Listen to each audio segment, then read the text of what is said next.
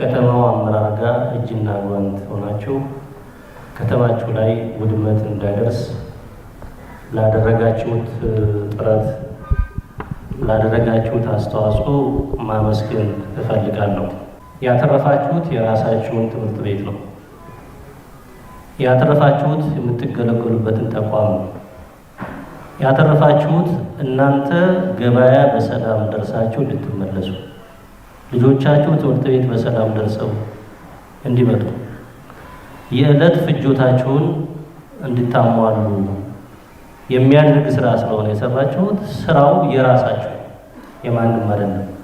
ተጠቃሚውም እናንተ ናችሁ፣ ተጎጁም እናንተ ናችሁ። ነገር ግን በዚህ ጽንሰ ሀሳብ ላይ በዚህ ተግባር ላይ ብዙ ጉራማይሌዎች በየቦታው ስላሉ እናንተ ከዛ ጉራማይሌነት የወጣችሁ ስለሆነ ምስጋና ይገባችኋል የሚለውን እኔም እንደ ወንድሞቼ አመስግኜ ወደ ሀሳብ ወደ መስጠት እገባለሁ። ሁለተኛው በውይይታቸው ያነሳቸዋቸው ሀሳቦች ናቸው። ስለ ሰላም አስፈላጊነት እና ስለ ሰላም ፋይዳ በማንኛችንም ዘንድ ያገላለጽም ያረዳድም የመገንዘብ ልዩነት የለንም። ልዩነት ያለን ሰላሙ እንዴት ይምጣ እና የሰላሙ ችግር ምንድነው የሚለው ላይ ነው። ስለሆነም ሀሳቦቼ በእነዚህ ጉዳዮች ላይ የሚያጠነጥኑ ነው የሚሆነው። አንዳንዱ ሰላሙ ችግር የሆነው መንግስትና ፖለቲከኞቹ ናቸው፣ መንግስትና ፖለቲከኞቹ ከታረቃቸው ህብረተሰቡ ችግር የለበትም እያለ ነው። አንዳንዱ ደግሞ የአማራ አመራሮች እውነተኛ አማራ ስላልሆናችሁና የህዝብን ችግር ለመፍታት ተቆርቋሪነት ስለሌላችሁ ነው የሚል ሀሳብ ያለው አለ። ምንጩ ከዚህ ይቀዳል ተብሎ ነው እየተወሰደ ያለው። ስለሆነም የሰላሙ ችግርና ምንጩ ምንድን ነው የሚሉትን ሀሳቦች ከሀገራችንና ከክልላችን ሁኔታ አኳያ ማየት እና መተንተን ያስፈልጋል። የኛ ሀገር የሰላም ችግር፣ የኛ ክልል የሰላም ችግር ዛሬ እዚህ ቤት ላይ ከተነሱት ጥያቄዎችና ሀሳቦች ተነስቼ ለቤቱ በሚመጥን ደረጃ አንድ አራት ምክንያቶች አሉት። የመጀመሪያው ምክንያት ጽንፈኝነት የምንለውና ጽንፈኝነትን የምንመለከትበት ምልከታ ነው።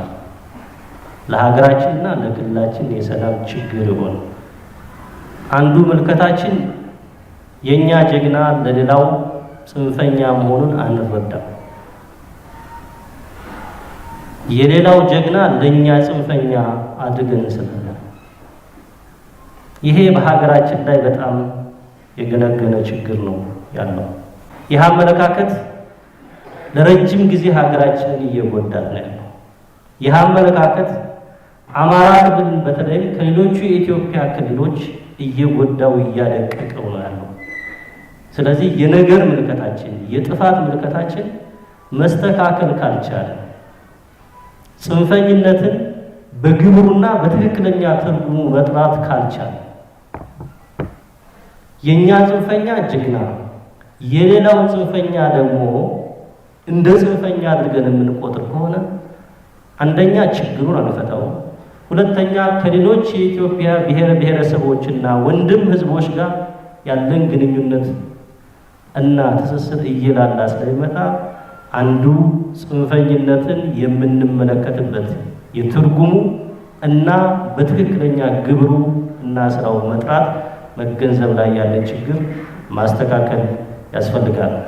ከዚህ አኳያ የእኛን አመራሮች ቅድም ዶክተር ዘውዱ አንስቶታል። አንዳንዱ ባንዳ ይለናል፣ አንዳንዱ ብአዴን ይለናል፣ አንዳንዱ ሆዳም ይለናል፣ አንዳንዱ ተላላኪ ይለናል፣ አንዳንዱ አማራ ሁሉ ይለናል። ምን ማለት ነው? ለአብነት ብአዴን ናችሁ የሚለን አለ። ምናልባትም በኢትዮጵያ የፖለቲካ ትግል ወይንም በዓለም የፖለቲካ ትግል ብአዴን የሚባለው ድርጅት የራሱ የሆነ የአፈጻጸም ችግሮች ነበሩበት። በእርግጥም ችግሮች አሉበት። ከዛ የተቀዱት ችግሮች ዛሬ እኛ ጋር ተሻግረዋል። ነገር ግን ሁለት ጠንካራ ጎኖች ነበሩት።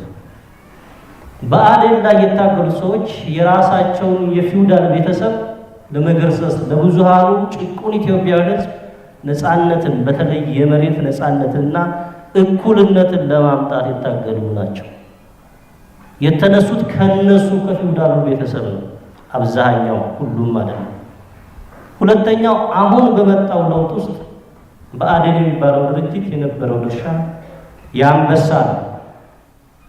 ውስጥ ህወሓትን በመታገል የህወሓትን ችግር በመታገል ይሄ ስም ግን ዛሬ ያለውን አመራር ማሸማቀቂያ ሆኖ በብአዴን ውስጥ ያለፈ በአዴፓ ውስጥ ያለፈና ዛሬ ብልጽግና የሆነ አመራር እየተሸማቀቀ የሆነ ጫካ ለጫካ የሚሄድና መሳሪያ ያነሳ ኃይል ደግሞ ጀግና እየተባለ የሚወሰድበት ምልከታችን አንዱ መስተካከል ያለበት ነው።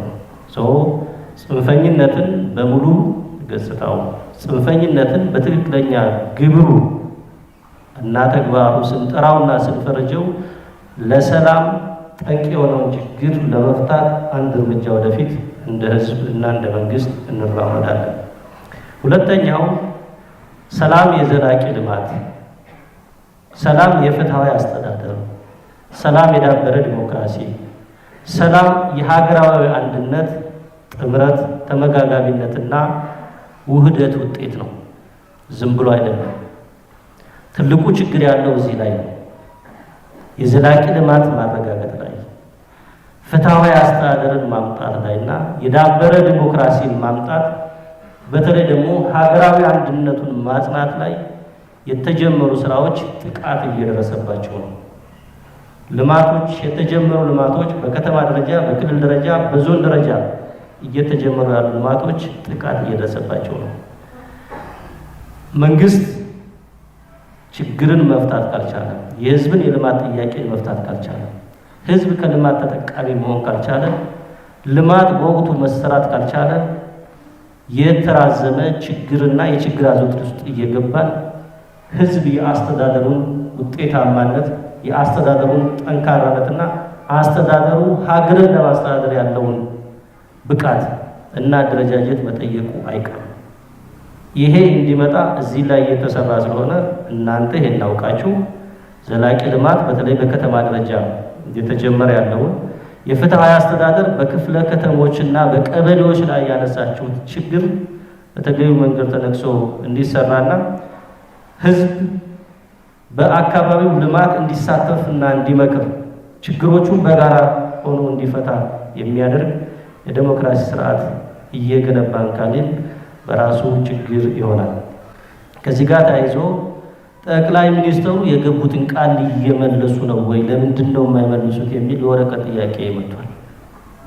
ጠቅላይ ሚኒስትሩና ፓርቲው ዘላቂ ልማት፣ ፍትሃዊ አስተዳደር፣ የዳበረ ዲሞክራሲና ሀገራዊ አንድነት እንዲመጣ ይሄ ደግሞ በመመጋገብ ጥምረትና ውህደት እንዲኖረው አድርገው እየሰሩ ነው።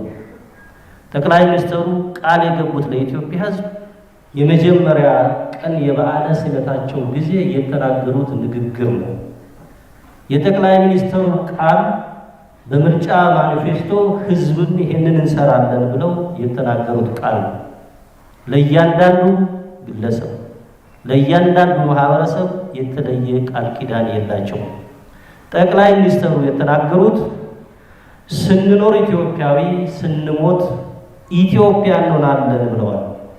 ያን ለማድረግ በተደጋጋሚ በቴሌቪዥን የምሰሙት የወል እውነትን ማጽናት፣ ከነጠላ እውነትና ትርክት መሸሽ፣ እነሱን ማጥፋት፣ ብሔራዊነትን ማሳደግ የሚሉ ሀሳቦች ህዝቦች ከጫፍ እስከ ጫፍ በነፃነት ተንቀሳቅሰው የሚሰሩበት የማይከበር ማንነት፣ የማይከበር ሃይማኖት፣ የማይከበር ስብዕና እንዳይኖር አድርገው ስራ እየተሰራ ነው ያለው።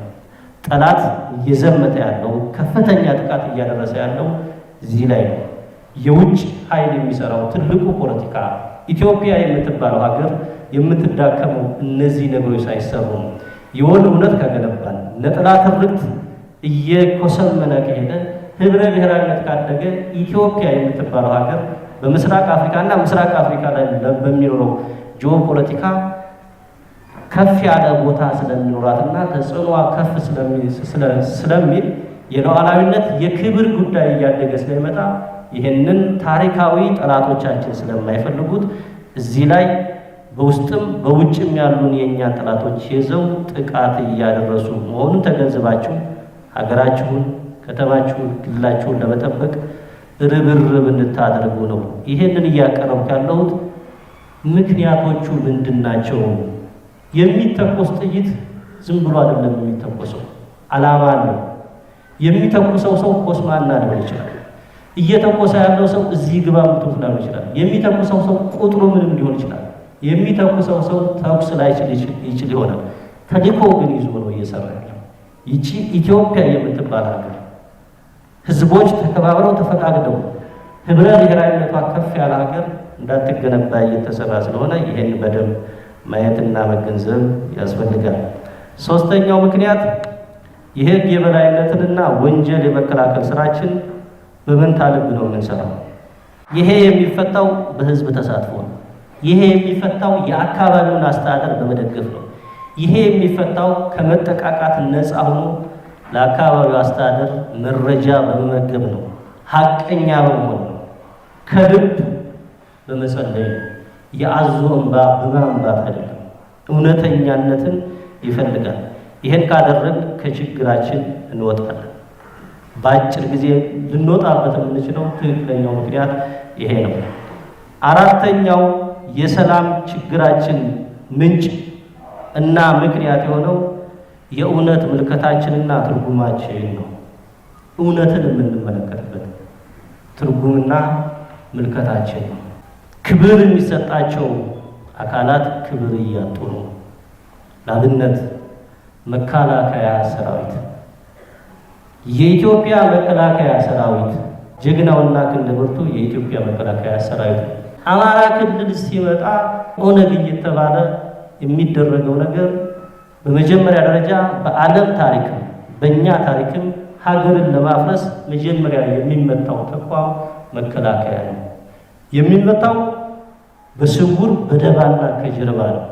እኛ ጋር እየሆነ ያለው ነገር አንዱ ይሄ ስለሆነ ከእንደነዚህ አይነት ደምሳሽ ከእንደነዚህ አይነት ትናንት የነበረንን ነገር ዛሬ ከማፍረስ መቆጠብ ይኖርብናል። 2014 ማን እንደነበረ ሁላችንም እናውቃለን።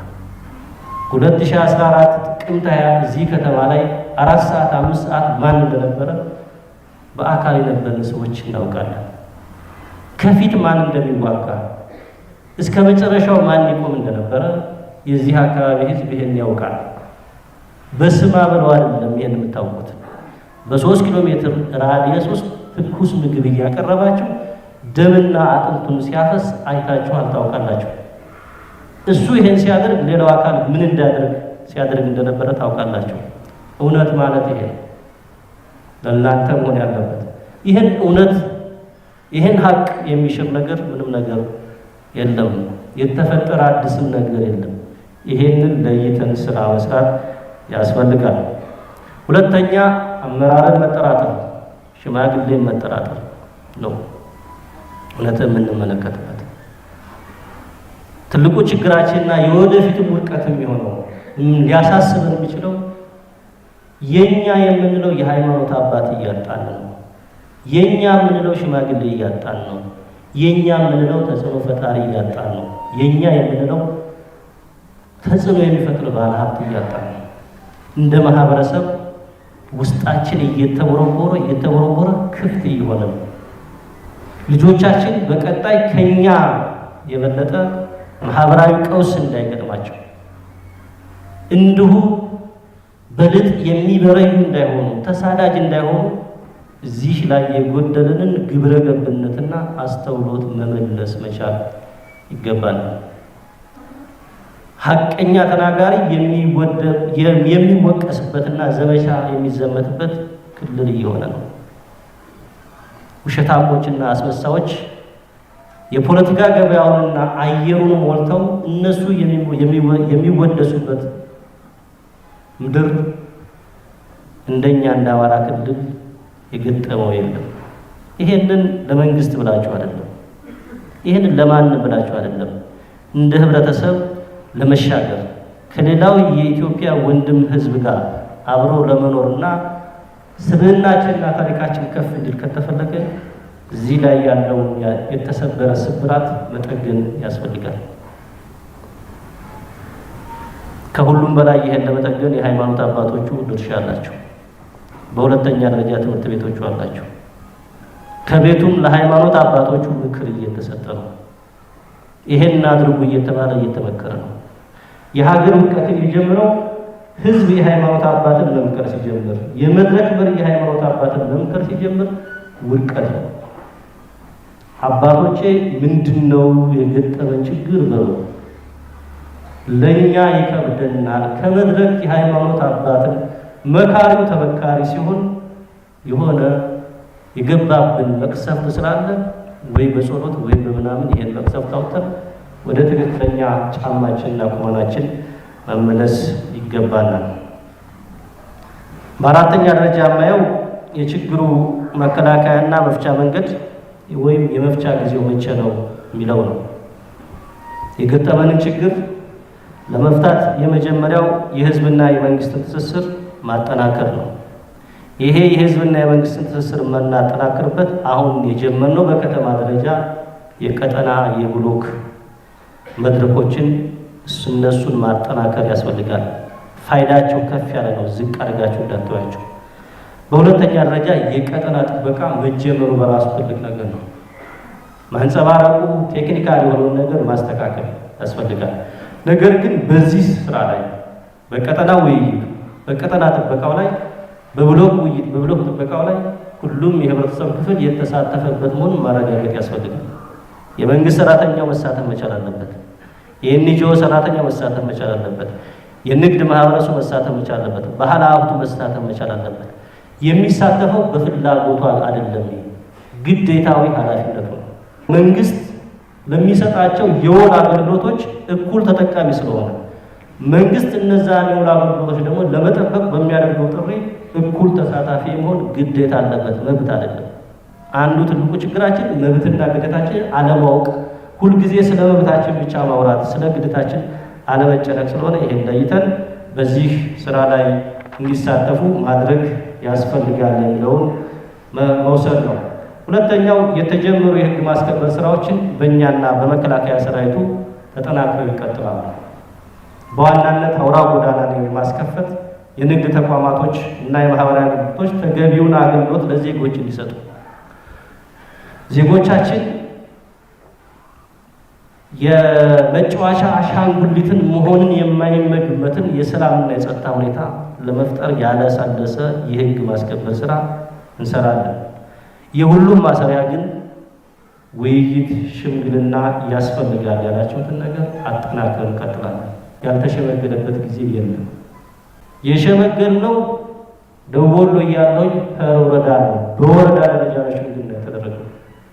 በዞን ደረጃ ሸምግለናል፣ አዋይተናል። ከተማም እንደዚሁ በክልል ደረጃ ሸልመናል፣ ቦታ ሰጥተናል፣ የኢንቨስትመንት መሬት ሰጥተናል። የሚቀየረውን የቡድን መሳሪያ ቀይነን የግል መሳሪያ ሰጥተናል። ክላሽ የሚባለው ለአንዳንዶቹ መቋቋሚያ ተሰጥቷል። በሽምግልና በኩል ያልተደረገ ነገር የለም።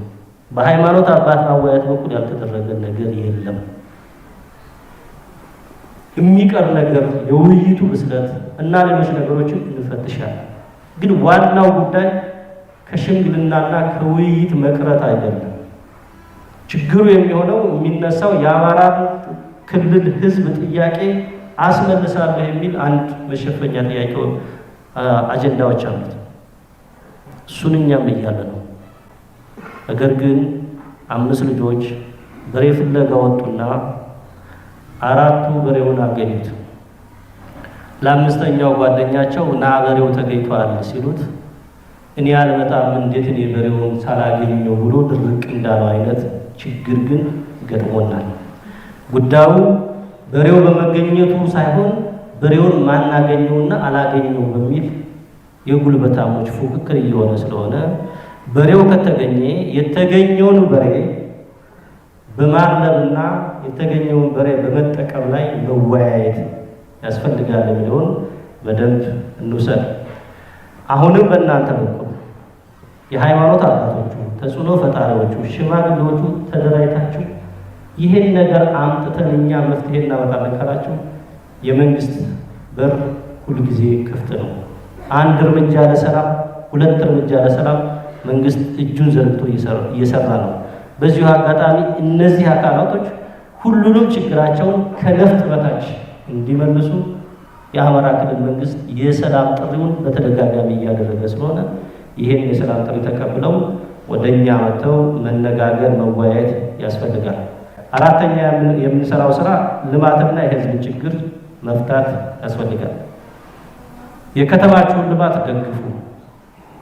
አጋጣሚ ሆኖ እዚህ የነበርን ስለነበረ አሁን እየተከፈቱ ያሉ የመንገድ መሰረተ ልማቶች 2007፣ 2006፣ 2002 ደርግ የሰራቸውን አስፋልት እናንተ በኮብልስቶን ቀየራችሁት እየተባለ ህዝብ ያነሳቸው የነበሩ ችግሮች ናቸው። ጥሩ ጅምሮች ናቸው። እየተከፈቱ ያሉ የመንገድ ኔትወርኮች ምናልባትም ከተማውን መልሶ በማልማት ረገድ የሚኖረው ፋይዳ ከፍ ያለ ነው። አንዳንዶቹ ቦታዎች ላይ መናኸሪያ አካባቢ ላይ እና አረብ ገንዳ አካባቢ ላይ እየተሰራ ያለው ትርጉም ባለው ደረጃ የዛን አካባቢ ማህበረሰብ የሚቀይር ስለሆነ ለከተማው ልማትና ማህበራዊ አገልግሎት መሳካት የራሳቸውን ድርሻ ማድረግ ከተማው በወቅቱ የጀመረው ስራ አለ፣ እሱን እንዲቀጥል ማድረግ ያስፈልጋል። በእኛ በኩል የሚስተካከል የፍትህ አካላትና የሲቪል ሰርቫንቱ ችግር አለ። ችግሩን ለመፍታት ግን እናንተ በምታነሱት ልክ ቀላል አይደለም። በሀገር ደረጃ ሪፎርም እየተሰራ ነው። የፍትህ አካሉን ለማስተካከል፣ የሲቪል ሰርቫንቱን ለማስተካከል ተገቢውን አገልግሎት ያለ እጅ መንሻ በመስጠትና ኃላፊነትን አውቆ መስጠት ላይ የራሱ ችግር ስላለ በደንብ ይሄን መፍታት የሚያስችል ነገር እንሰራለን።